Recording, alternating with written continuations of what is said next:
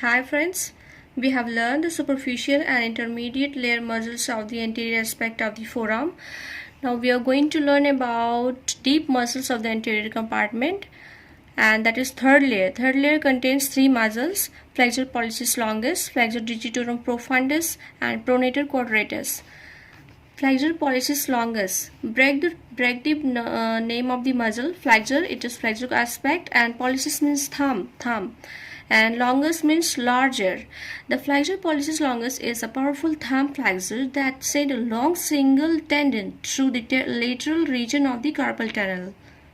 Carpal tunnel or carpal canal is the passageway on the palmar side of the wrist that connects the forearm to the forearm to hand.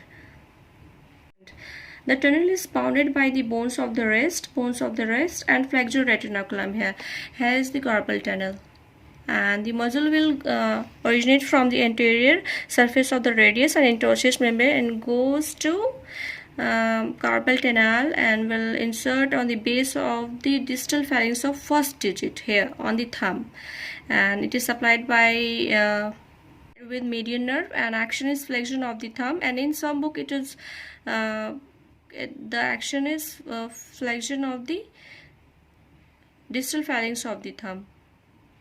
This second muscle, flexor digitorum profundus. Flexor aspect, digitorum will go to digit and profundus means deep. The flexor digitorum profundus is a powerful finger and wrist flexor that is one of the several crucial elements in the both grip strength and performing a pincer grip. Pincer grip, like I'm holding the pencil. This is pincer grip. Pincers are like this. An instrument having two short handles and two grasping jaw. Gripping things. This is originating from the anterior and medial surface of the ulna and adjacent interossseous membrane and going down. Will insert anterior surface of the basis of distal phalanx of the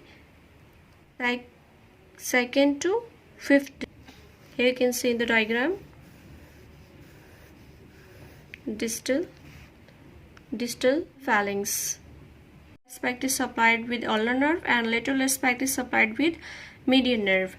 Function of the flexor digitorum profundus is flexion of the distal and proximal interphalangeal joint and metacarpophalangeal joint and wrist joint.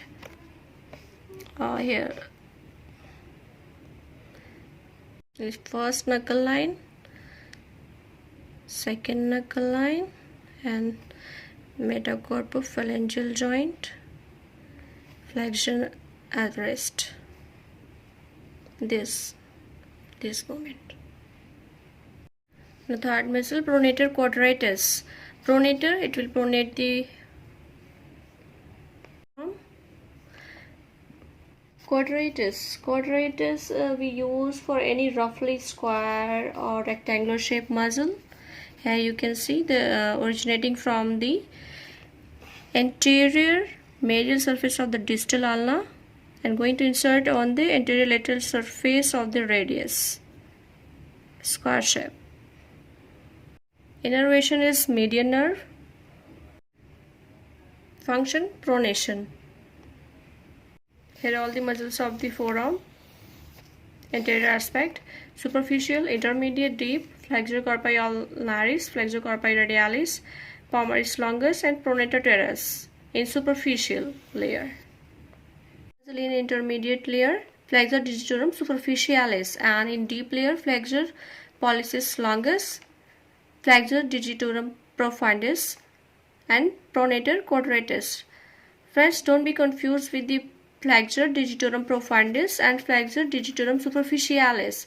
Superficialis is intermediate muscle. Sometimes it comes under superficial layers, and it is upper superficial, and profundus is deep. It is deep muscle. Don't be confused with it. Now clinical relevance. Epicondylitis. Epicondylitis, epi means on, and condyles of the humerus, and itis means inflammation.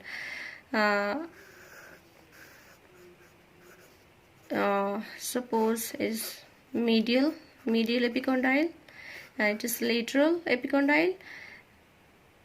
Inflammation of the medial epicondyle is known as golfer's elbow, or medial epicondylitis, and inflammation of the lateral epicondyle known as Tanner's elbow or lateral epicondylitis. Risk factors: repetitive movements and forceful activity. Clinical presentation: lateral and medial elbow pain. Okay, we have learned all about the anterior aspect of the forearm. Friends, I'm trying to make your study interesting, and I hope you're learning easily with me and making notes neat and clean. Thank you for watching. Dear friends, like and subscribe my channel if it's beneficial for you. Thank you.